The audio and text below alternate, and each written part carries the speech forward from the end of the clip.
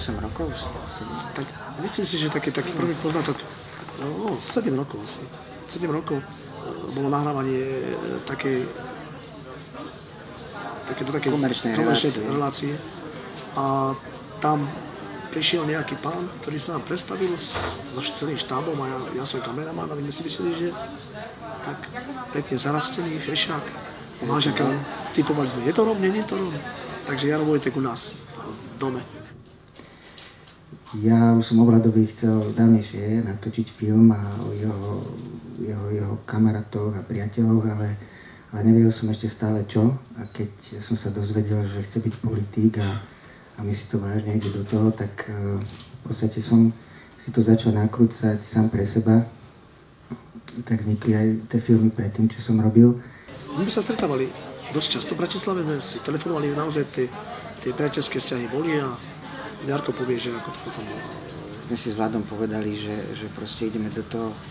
Ja som rád, že Vlado mi dôveroval, keď ten film inak nevznikol. Proste. A ja som aj ďakujem Vladovi, aj všade to hovorím, kde môžem, že proste ja by som bol bezbranný, keby Vlado do toho nešiel s tou svojou úprimnosťou a so všetkým. Lebo si myslím, že ten film o 10 rokov bude ešte vzácnejší tým, že sa uvidí, kde tá rómska komunita bola a to prvé pokusy do politiky.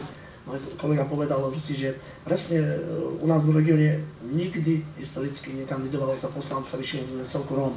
Pre nich to bolo nejaké prekvapenie, nejaká ideológia, pomysleli si Ježiš, čo to chce, že sa zase dosť bohatí ľudí a ešte možno neboli pripravení na to, proste mi neverili, nie všetci, nedôverovali a bolo to ťažké presvedčenie, takže a stále do neho uteč, že prosím ťa, zvoľ ma a povieš mu kvôli čomu dôvod.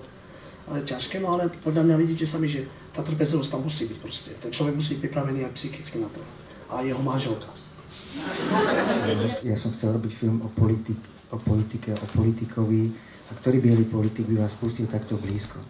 Vlado bol veľmi úprimný a to je aj to rómske, že to priateľstvo, aj keď tam malo zádrhely, je veľmi silné a môže niekoľkokrát zakopnúť, ale vždy sa nejak zocelí a ide sa ďalej. Napríklad, čo my bieli nedokážeme. Proste my sa vieme možno úrazy na roky, alebo a Vlado si to s tým Jarom vedeli po filme povedať. Krásna scéna bola vyhravená na festivale, kde Jaro Berky hrdo sa postavil pred ľudí a tam vlastne sa pýtali, že či to bolo naranžované, to pozeranie futbalu a tak. A Jaro Berky povedal, nie, taký je život. A vlastne ja ani sa nestávam k tomu, že čo je negatívne na tom filme, alebo negatívne, taký je život.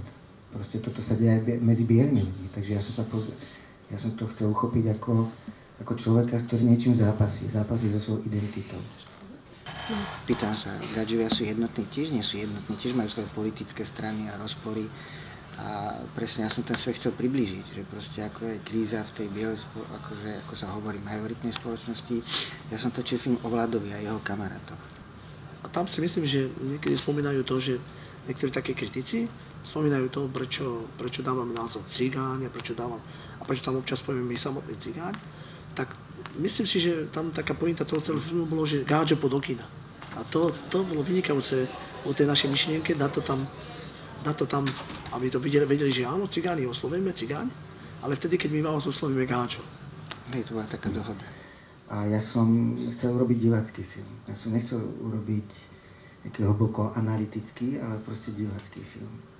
A aby sme proste nejak sa zblížili cez tú kultúru, cez ten aj smiech, aby sme si boli bližší, lebo ten vzťah si myslím, že môže sa vytvoriť, keď sa viac poznáme.